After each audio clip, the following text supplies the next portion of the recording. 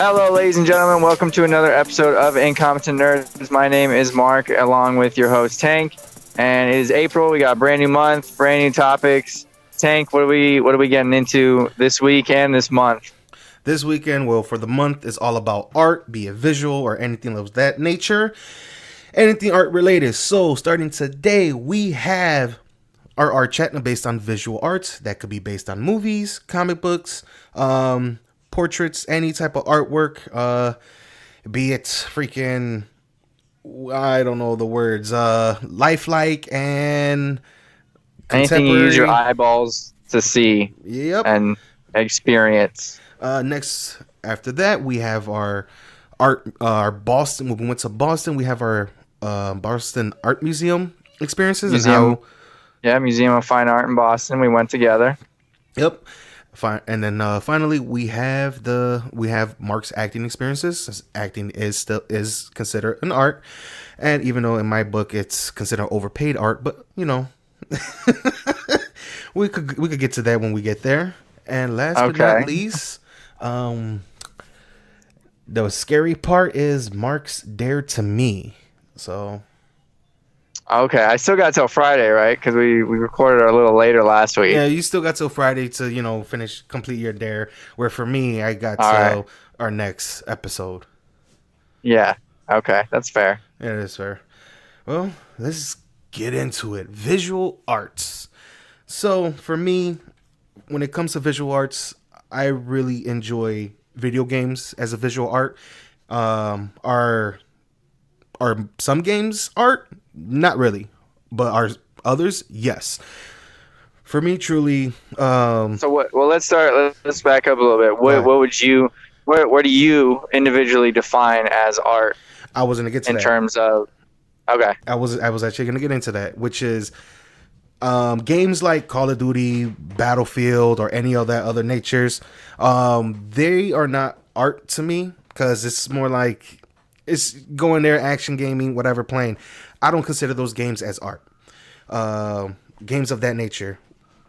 Games I do consider art are those that make you feel, those that you could visually see and, be in there. You feel like you're in there, you could visualize it, and sometimes, especially if they don't have any words or there's no speaking, but they're telling you a story through visuals, that's art. So, for example, those who play Flower, those who play Journey, Hollow Knight is one of them. It's a great game, visually well put. You have even some Nintendo games which I consider as art. Yoshi's Island for the Super Nintendo. I'm going back in the day. You have like those games I see as art versus other things. Another game you might like that I see as an artwork because it tells a story and it tells a great story. The Uncharted series. Yeah, obviously. Yeah, I mean, like, you definitely can't go wrong, and I agree that, like, when something releases like an emotion or a catharsis or any sort of spark in like that your heart or like your spirit, your soul, whatever you want to call it, like that's the stuff you remember, that's the stuff you hold on to, that's the stuff you join the fan club, that's the stuff you go to E3 and you like gotta play it as soon as it comes out. But I will say that I think if we're just saying on the cohort of video games, we'll get into everything else a little later, but the cohort of like video games, everybody starts with a Call of Duty or everybody starts with a, I don't know, there's like millions of games that are just, they're branded out there and they're made for the masses. And, I understand that there's a reason those games are made that way, but everybody sort of starts there. And then you sort of, like with you, I wouldn't say I was like a hardcore gamer, but I would say knowing you, like you introduced me to games that I necessarily wouldn't have played. But, how do we get to know each other? How do we become friends? We played, we played Uncharted 2, but we also played like Call of Duty, played Killzone a little bit. We played those games that were sort of like those bigger blockbusters. Yeah, of course. And I will say that, like, if you think about it from a production standpoint, like, you're the consumer, like, if you walked in, like if you had, hey, I worked on Call of Duty on your resume, like I don't think you're gonna have a hard time finding a job, Oh like no. wherever you go. You know, whether you go to like a small company, whether you go to like a startup gaming industry or company. I don't know the ins and outs of how it works, but Yeah. you know, having those big titles on your Under your, resume yeah, it does help. definitely like right, it's gonna help. Just like as an actor, right? If you had a Marvel movie under your belt, you're gonna do a lot well than if you had, you know, only indies. Oh And yeah. that's not saying like, you know, the acting's any different or the art is any different. It's just people recognize the name. Yeah. Along with going along with that, moving on to Marvel, you know, not just their movies, but it's more like their comic books. We Sure. all know that's an art. We all know comic book is an art form. You know, they're drawing, they're coloring, they're showing details, and I always been a big fan of comics. When I was young, I always got I had a comics hand me down, and it was kind of funny because I was a kid and I want to say my mother threw them out because a lot of them were a bit too mature for my Sure. age. Like I clearly remember, I don't know if it was like what's the name, Witchblade or something else. But I remember just seeing a like it's literally like a half naked chick. She has like this mechanical type of like bikini um, Of course. on her pelvis Always and starts with a like mechanical yeah, machine. a Right. mechanical bikini on her pelvis and the top it's very thin and I think I want to say what I can remember she's like blocking like real big boobs and then blocking her nipples. So it's like Sure. you Really know painted a visual for the fans at home. everybody got a visual now. Well, because that's what I remembered. I Yeah, yeah, remember yeah. seeing that, and I was like, "Whoa, something's weird right now. Something's happening. Something's weird with me right now. I don't understand this." Right, But it's like I like what I saw, and next you right. know, I went to school. I want to say I was in third, fourth grade. I went to school, came back, all my box of comic books gone. I was like, "Son of a." They were gone. They That were after you gone. got to that page, and then that was your last, literally your last memory. Yeah, I missed that. But for me personally, comic books were always a form of art, form of expression, storytelling. It was basically the modern myths that we have, and that's why I see them as. Like, let's just say, like thousands of years in the future, humans are gonna go back and be like, Spider-Man was a legend of this man who could climb up buildings and shoot webs out of his hands, and you know he saved the day. We don't know if he was a fictional character for a story or was he actually based off something that was true back in early Right. man. It's like, So it's interesting that you asked that because I want to pose this question.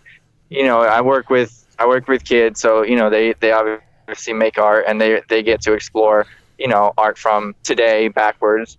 So a concept that's brought up between teachers and students sometimes is that you can't there's not any more unique art being created, yeah, and that's to say that every archetype or every feeling that you could experience, every theme, everything you could possibly want to hit or have an idea of hitting in the world has already been discovered. yeah, Maybe not now, but maybe it was, you know, 500 years ago. Maybe it was 1,000 years ago, whatever. Or maybe, you know, it's not in your hometown, but somebody halfway across the world are, you know, already had your exact same idea and did it just like a little differently. So yeah. I'm curious if you think art is still being created, or do you think we just are discovering like just different layers at this point?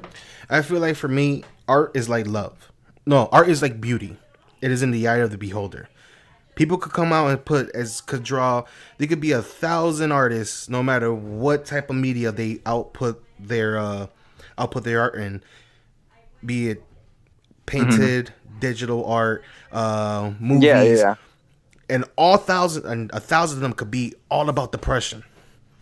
We all have people have depression. Some people are diagnosed with major depression, but all of them could be based on just depression. They all had different ways of outputting that, but it okay, is to the viewer, to the critic, or to the person who's just looking at it. It's different. For me, I feel like okay, everybody has a different outlook. So yes, I can. So yes, I feel like true art is every emotion, every lifestyle, everything has been expressed. but for the viewer, it could be something different. Yeah. I could feel like, Mark, you were a painter, you know, you're freaking you're Andy Warhol, and you're fucking, I don't know, manager, whoever comes up to you like, you need to do something different. Well, Right. what can I do that's different that anybody hasn't done?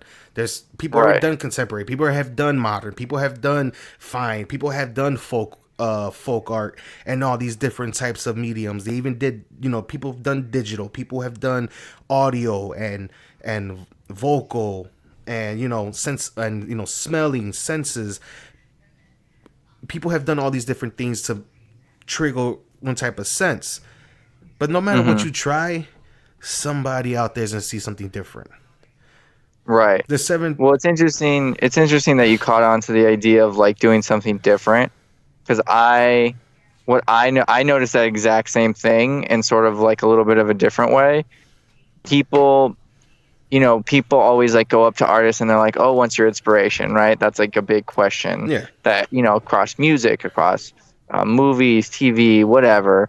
Even podcasts. Like, "Oh, well, like what led you to have this idea or whatever?" And to me, I think when people ask that, the artist always gives a response, "Oh, I wanted to do something different. Oh, I want yeah, to speak about this or this and this," and nobody was doing it. Like the idea that it hasn't been done before. So I think it's so interesting that like as consumers, it's like we've seen it all, done it all, like experienced it all, and we all experience it in different ways. But artists are always trying to think of it differently. of And course. so I wonder if that's like, is that a personality trait that's like in people naturally? Can you learn that? Then you can I get feel like that whole it's. conversation. I feel like it's the same as adrenaline junkies. Okay. We all know the term adrenaline junkies, or just folks who are just addicted to adrenaline. They always do the most extreme. They do they try to do extreme heists, extreme whatever. They're addicted to the adrenaline. I feel like for artists who are constantly looking for something different are the same as dumb. They might get a rush, an adrenaline rush, or some type of rush that they know if they do something different, they get it back. So they try to do other things. That's why it went from people just started painting on walls to started sculpting from stone to when it came to Right. whatever type of stone, it went from granite to marble. It started changing. Then people started working with metal, making metal work. Metal was mainly used in early humans was as tools and weapons, and people started like, I think we could do a statue or some type of item or something that could be fun and expressive. People started Right. changing. Now we have people doing art with 3D printers because that's something different. Is plastic. You got people, Right. using everyday items. You have people, buying up old computers at their local, thrift Recycling store, recycling shop, and and just making like art. Yeah. I bought. We bought 1,000 MacBooks, old MacBooks, so we decided to make this artwork, and it resembles Steve Jobs and his climb from being this college dropout to this magnificent guy.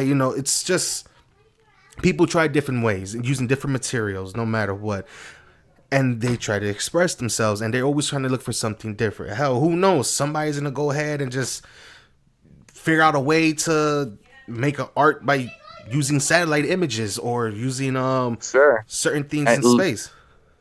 yeah. Literally any material is fair game. Any medium is fair game.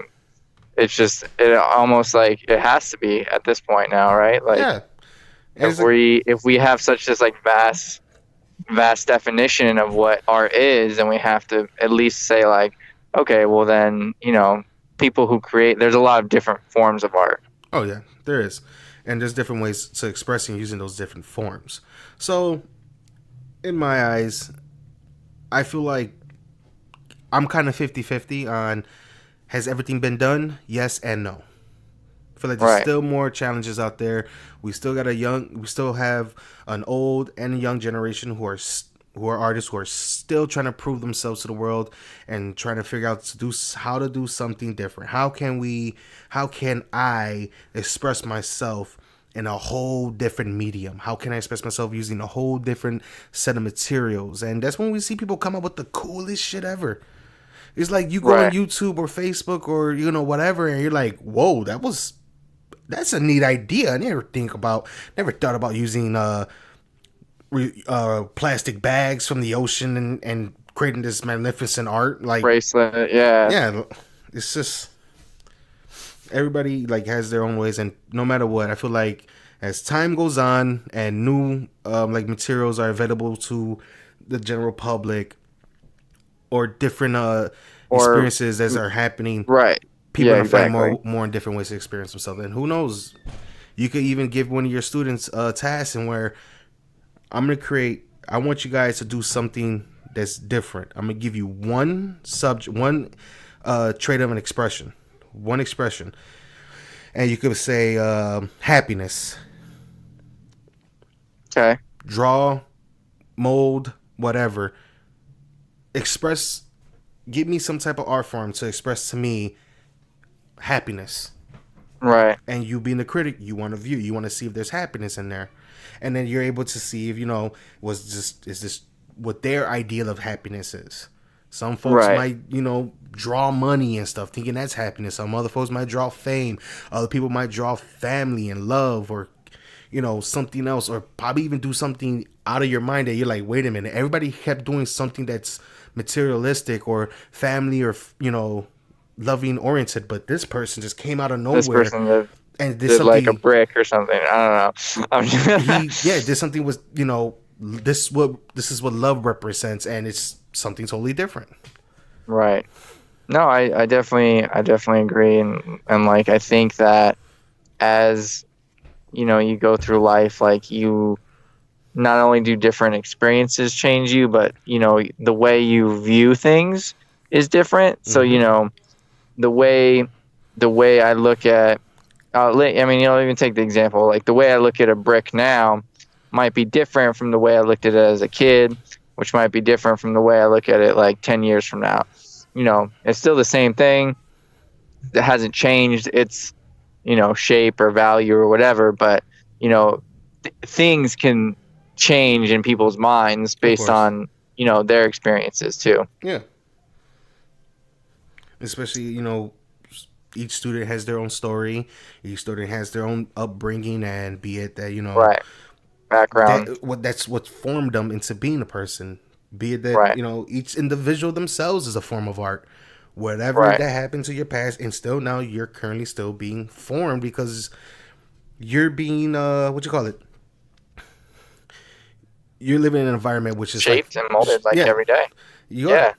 Okay, you're an adult, your job sucks, you can't stand half the people you work with, and you're being molded in a way to become something different from that. You want to do something different, you want to be better, you want to achieve something more. So what you do, you go out looking for another job, or you go back to school, do a career change, do some other stuff, and next thing you know, you're molding yourself to be something better and not something just corrupt and miserable.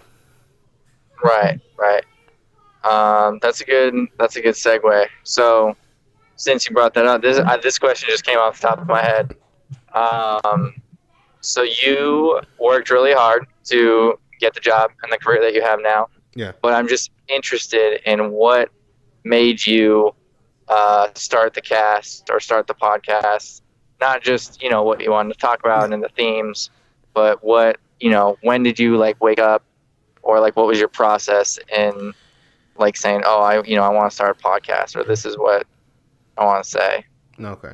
For me, it was I was didn't have any hobbies, didn't really have, didn't hang out much. I was currently at the time I was currently with my ex, and everything was always sleep.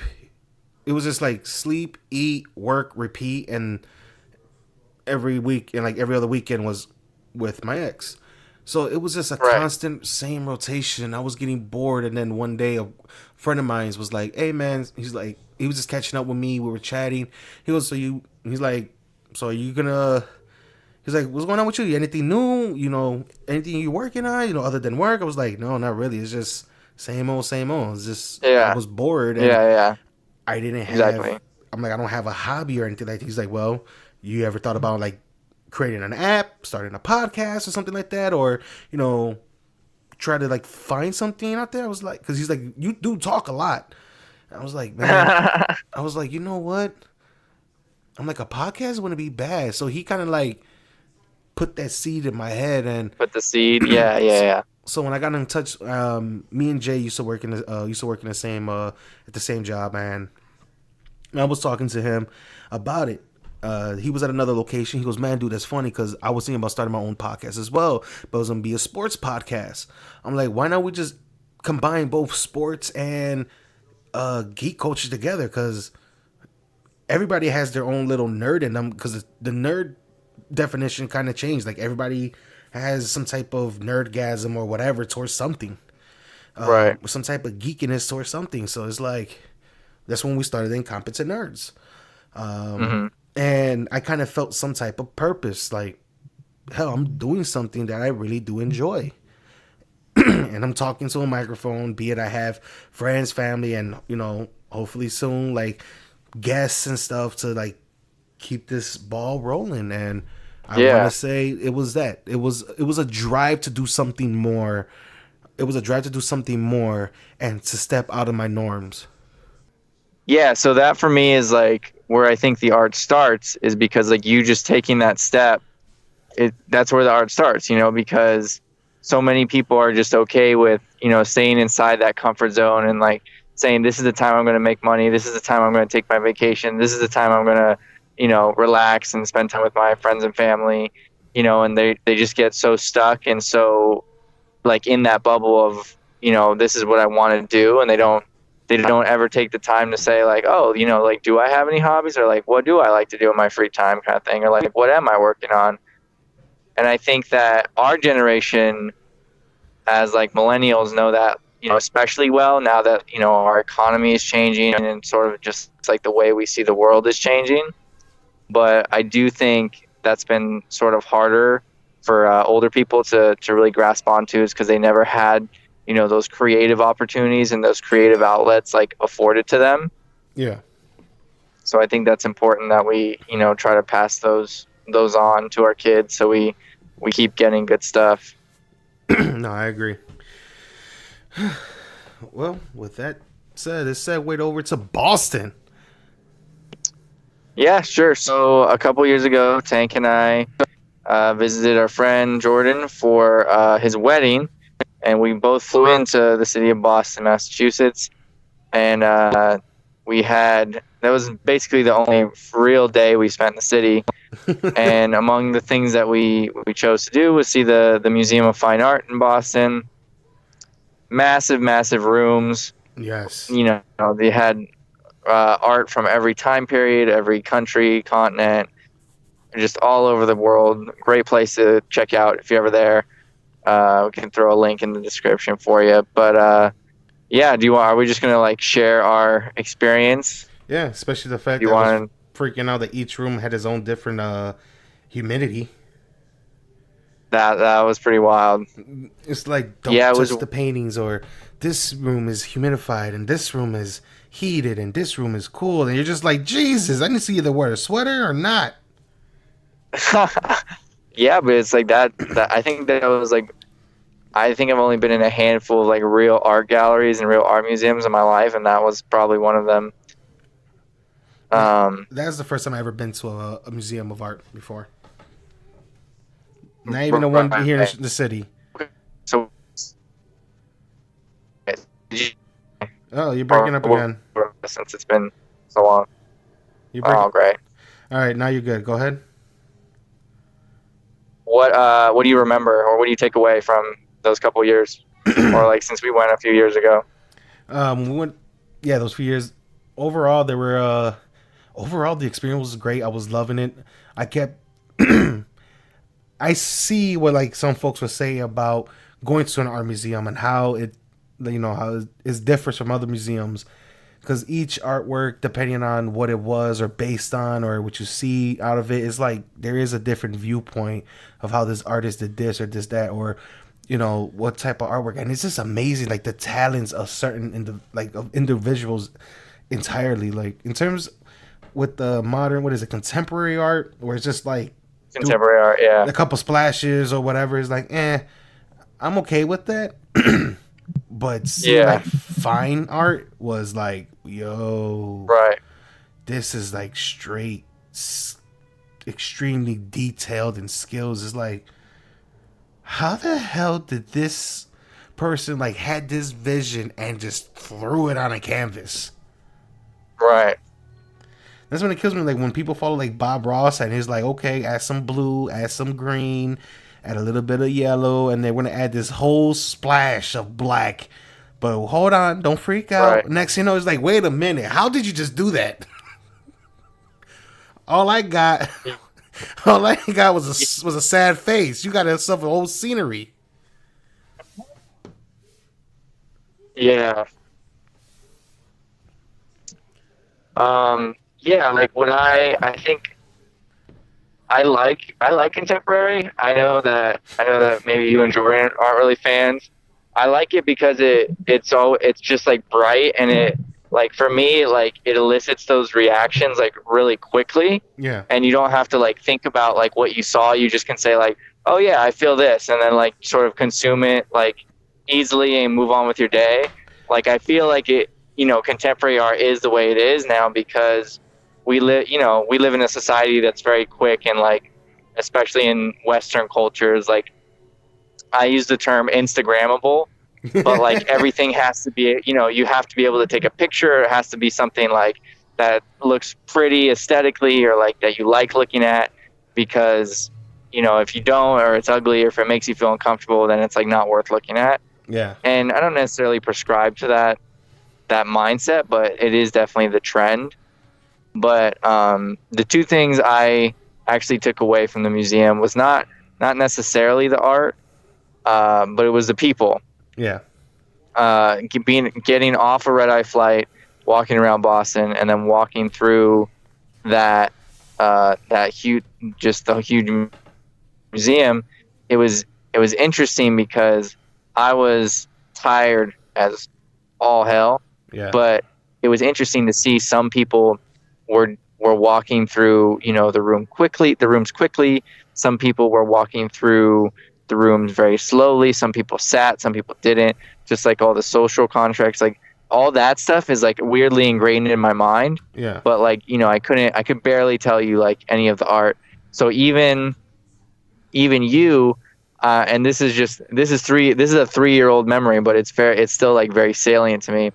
Like, Jordan, I don't remember if he said he'd been there before, but he was sort of like acting as our guide. Yeah. So he would show us, and then he would move on, and then he would show us and then move on, and he like moved very quickly through each room.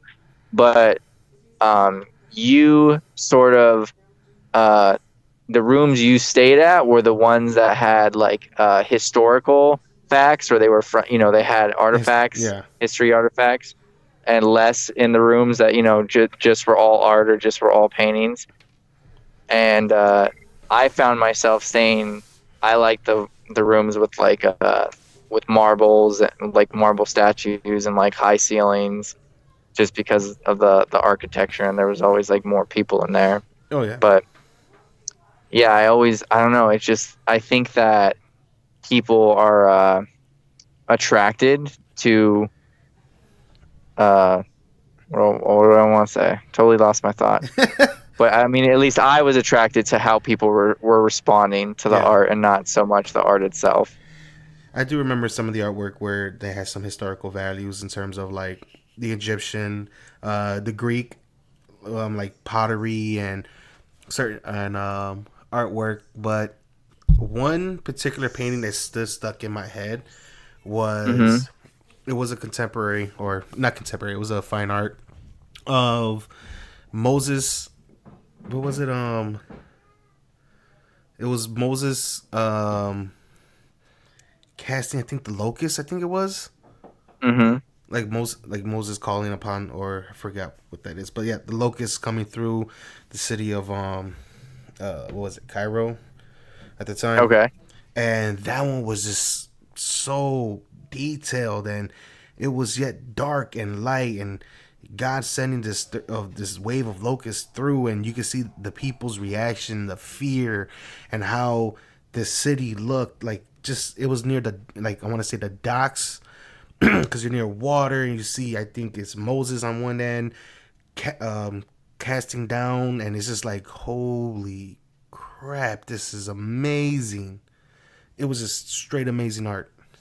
Yeah, it's interesting that like it's the comparison and the like juxtaposition is always like, I think something people remember too, is just because when you have a vision in your head and it looks one way, or you read something and it looks one way, Yeah. and then it ends up looking totally different visually, you're like, oh shit, well, like your mind thinks like, oh, I got it wrong, or like, maybe it's like not what I thought it was, but Yeah. we're always connected to that like two sides of every story kind of thing. Yeah. Oh man, Boston was really, that museum really did like impact me, especially when we went to when you came out to Chicago. We went to the Chicago what is it, Cultural Center, Chicago Cultural Center. Yeah, that was fun, man. And I was showing you around there because I've been there so many times. But then they had some new stuff. They were showing off some certain artwork. I have Screaming in the background that's throwing me off. So it's just like pure awesome. It happens. It happens.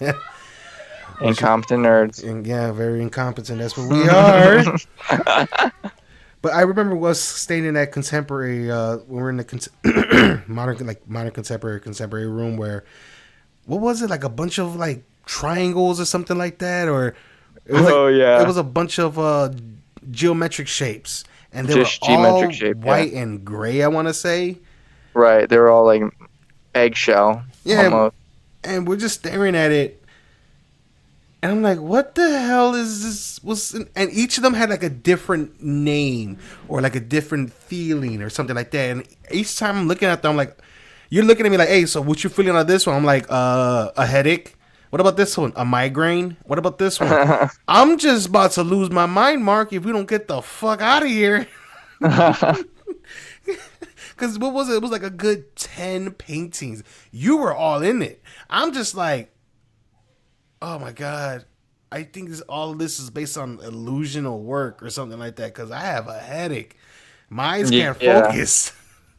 Like an optical illusion, probably. That could also be art, right? Yeah. And then finally we found one that had like a splash of color in there. I think it was like, what, red dot or something? I have no idea. I remember one had color. I mean, we were like, oh, finally some color. That's funny. Oh man. All I remember about the contemporary section was that it was painted. The walls were painted very, very white compared to everything else, and I was like, "There's no way like this is good for people's eyes." From going to like dark, like natural lighting, like flowing, like dim, like rooms, to just like fluorescent. Like, here you go, like in your face. Dude, I had a headache, and I'm like, we gotta get the hell out of here. They're like, no, that's cool. After this last one was going, we straight dipped. I'm like, oh, I feel better. Yep, definitely. And that's when we went over to kind of going off subject, but that's when we went over to Giordano's. It was like an hour away, and we're like, nah, screw it, we'll go to Pisano's. And you were just in that whole pizza. You just devoured it. Yep. It's funny though. I wonder if it was because of the art. But I told you, I'm sure you remember this, but I told you something that you never thought of. And when they brought us a pizza, I was like, so this is just like a pizza, but they made it upside down. I tell people that all the time. I didn't say it, but I tell people all the time when you first had true Chicago deep dish, me and you are similar when we eat. When we eat, we're quiet. The whole time we're eating, we were just real quiet, and you broke the silence with, it's just an inverted pizza, right? Sauce, and then I'm like, you go, it's just an inverted pizza, right? I'm like, yeah. It's bread, sauce, whatever toppings are inside, and it's just covered with cheese. And you just stayed there, and you just, with a mouthful of food, and you just shook your head up and down going, fucking ingenious, and went back to eating. I was like, this guy really loves Chicago deep dish. Chicago style pizza. And yeah, because like, who would have thought, like, only the people who were living there would have thought, like, okay, we'll put the toppings on the bottom, we'll put the cheese in the middle, and then we'll put the sauce on the top. Like no one in their Yeah. right mind like just I sat there and thought it's art, right? Someone that person was a pizza artist. Yeah. And you know what's funny? I said it all the wrong way. I'm like, yeah, sauce, cheese, and the toppings. I said it all the wrong way. So yeah, it is bread, cheese. I want to say in between the bread and cheese is some sauce with the Right. toppings, but it's not a lot. It's like a very thin layer, and then on top is just they drench it with the tomato sauce and cut it up. Right. Here you go, have fun. And it's just like, oh, Just like a pie. oh my god, it It is. literally is a pie. It is. It's a pizza pie. Oh man. Right. All right, next is your acting experiences, your art form. Let's get into it. So, what drove you? Okay. What what was the drive, or what was it that about acting attracted you? And I swear to God, if you say dollar So bills, I'm ending this conversation today. so like in college and sort of towards the end of high school, I was obviously unsure of what I wanted and what I wanted to do, but I always noticed, I always found myself that when I watched a movie and I got out of the movie, I'd be like, oh man, I want to do that, I want to do that, I want to do that. Whether if it was like a pilot or a cowboy or like even like just a guy with like who was married with kids or like this or that or this or that. I always just found myself saying like, oh, I want to do that, I want to do that, I want to do that. And so as I got older, I was like, well, that's sort of like a juvenile way of looking at it, right? Yeah, And that's fine, kids do that, whatever. But then I thought like, well, in what scenario could I do those things and be all those things? And then I thought, well, the only people that you see doing it consistently are actors because they get to play a different character. of course. And I took an acting class in high school, and then I got a minor in theater. So I was always sort of around the creative types, but I guess like it doesn't really hit you until it's like you pick up a script and someone's like, okay, you're this character, and it's like, go be a monkey, or like go be a like a tax accountant, or go be go be a trash truck driver, or go be this, or go be this.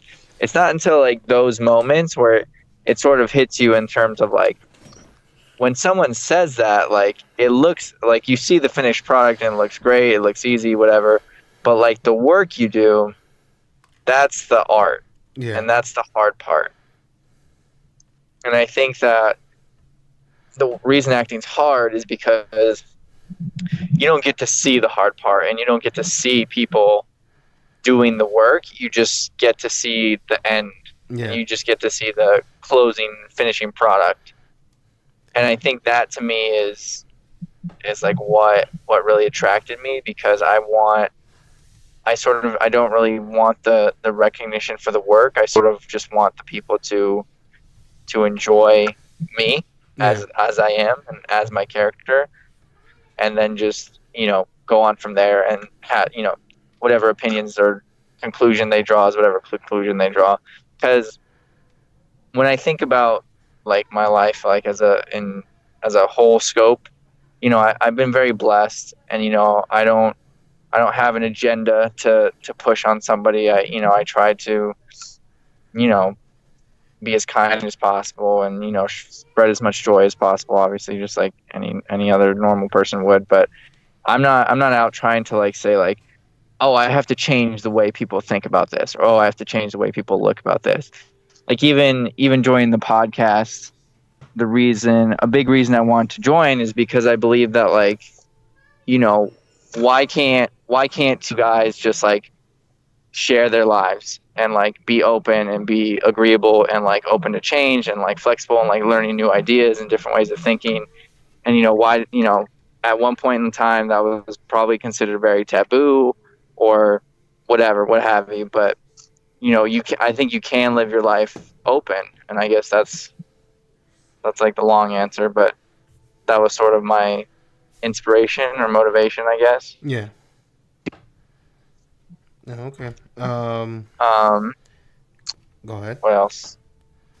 I'm thinking. Do you have a follow-up question? Yeah. All right. So tell me what was your and how your drive and what made you get into it. In terms of the work behind it. Well, let's not go Okay. there. The classes. I remember Okay. many times we had conversations, about the classes. For you, in general, what was your experience with those classes? And did you feel like did it help improve? Did you feel like, well, I've been kind of already been doing this, or it's Right. like, So definitely in college you get like, or a formal acting school, if you will. I'm sure they go more into it than, the training I got at a state school, but it's still good all the way around, right? I would never bash any program or anything like that. But to me, acting is like a muscle, and yeah, you have to work it out. And if you don't work out your muscle, you lose it. That doesn't mean it's not there. That doesn't mean it's gone. That doesn't mean you're bad at, like if I try to lift a 50-pound box, I'm sure I could do it. My arms would just be sore as hell the next day. You know what I mean? yeah, So people could do it. It's just the intensity and the way they practice is sort of the necessary key there. I can give you a good example. I was actually in your very shower when you had me listen to this podcast of, I don't even remember the actor's name, but the guy who's in Pacific Rim 2 and the guy in Star Wars. Oh, Jason, Uh, not Jason, John Boyega. yes. And he had this really great line about, someone made a negative comment about him being in Star Wars. And Yeah, to him, it wasn't the fact that they made a negative comment. It was the fact that they made a comment about him in Star Wars because he was in Star Wars and that was his dream. yeah, Like, it had nothing to do with the fact that it was a negative comment, but everything to do with the fact that he was literally living out one of his childhood dreams as a person interested in a sci-fi nerd, if you yeah, will. So for me, I resonate with characters that sort of don't they look easy to play on screen, or they look like, oh yeah I can, like, oh, being acting so easy, like they get paid so much money for nothing, like blah blah blah blah blah. But like, I think those characters are the hardest work to do, yeah, like off the camera, because those characters need that nuance, and they need everything that they do to look natural, because otherwise, if you don't do those things, you're just going to be like, I like that movie, but I didn't love that movie, or I didn't love the characters. I didn't love even in, and that's saying, the story and the script and the lines are perfect, but if you don't resonate to the people that are most like you, then you won't remember it. yeah. Yeah, I could see that. I could definitely see that. Follow-up question is: have you ever had any experiences with while acting with other actors, be it actual celebrities or those who were in theater, things like that? What do you mean? I guess any For other experience? example, you did like an acting class with a certain celebrity. Say Brad Pitt came in and you just did a skit with him. Like, how was that experience? Or were working along with some theater crew, and you actually see people who've been doing this for years, and they love theater, and you were able to like gain some knowledge or experience, or just the experience of working with folks. Just experiencing Yeah. different, yeah. So I'll narrow it down like this. So film and TV, very different types of actors. Or I'm sorry, not film and TV. Film, TV, like film versus theater, very different types of actors. Film, uh, I consider myself a film/TV actor. So your movements, your lines, you can say them. You can basically say them any way you want, because the camera is going to get whatever the camera needs to get. It doesn't matter.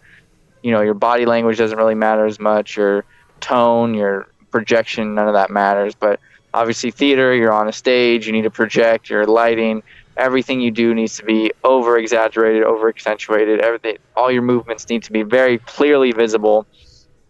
So it's a lot of learning your body and your voice and your how you move and how you don't move and how you say things and how you don't say things, and that those are invaluable Yeah. tools to any craft, any acting craft. They'll definitely it can make you as strong as any actor out there being on stage.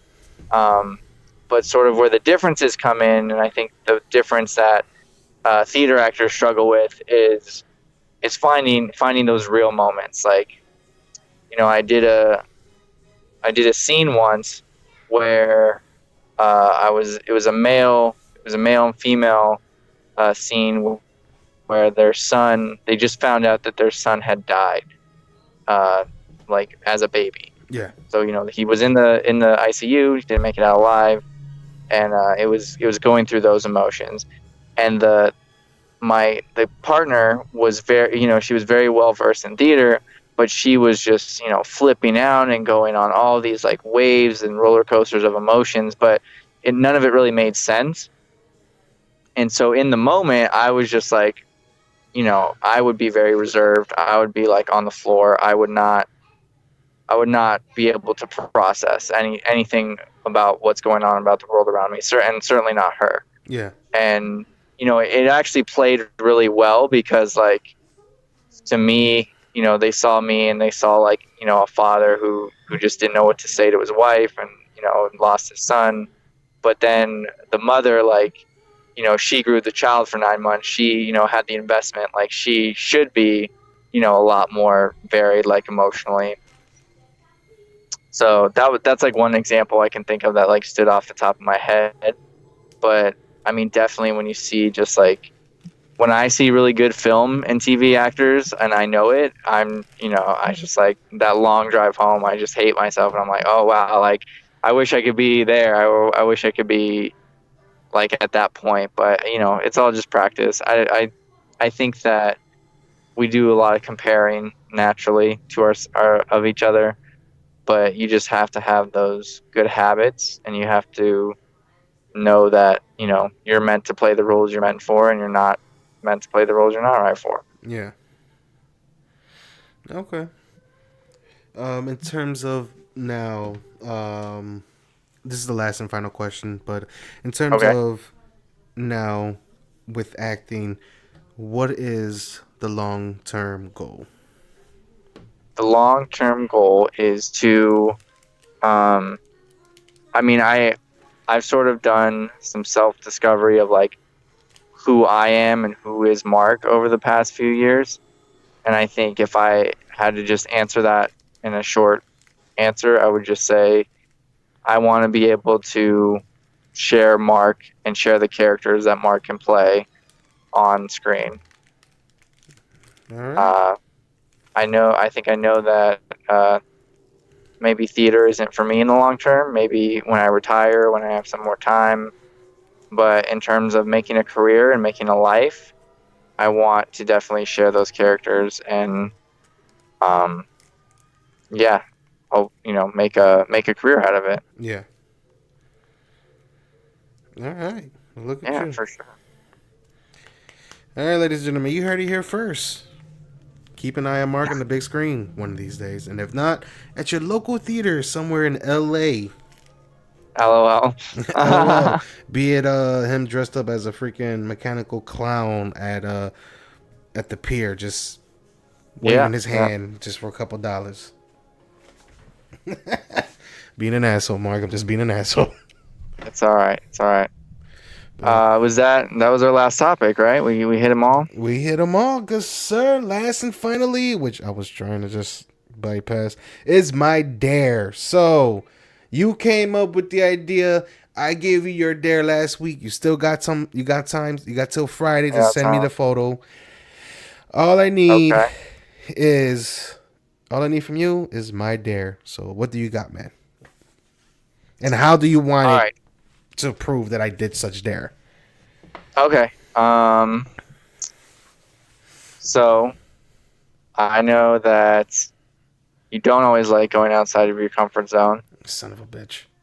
So I'll start easy, and I will say, take you and your girl, and you can sit down, you can talk about it, and say, and she has to go with you to get the evidence.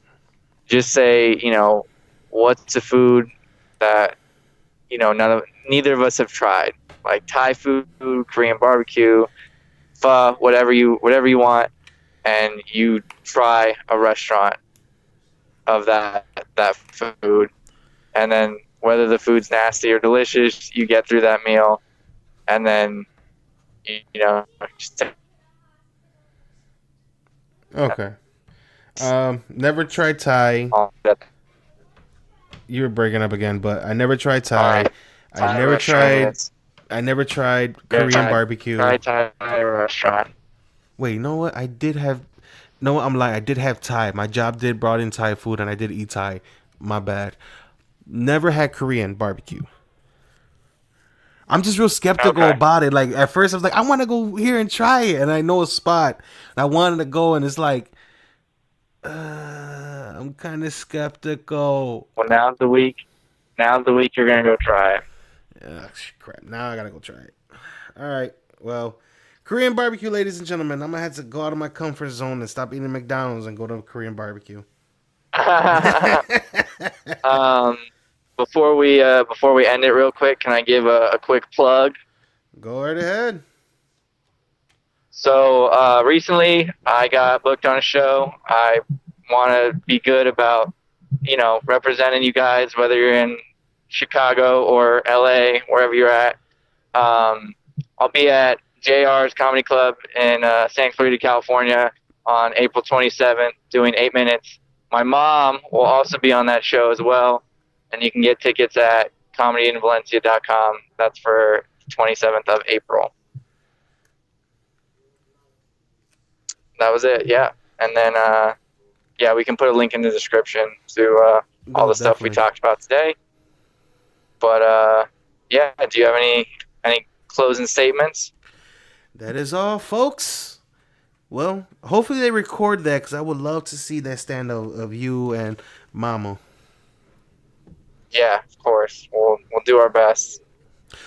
But, thank you guys for tuning in. And this has been Incompetent Nerds. Peace.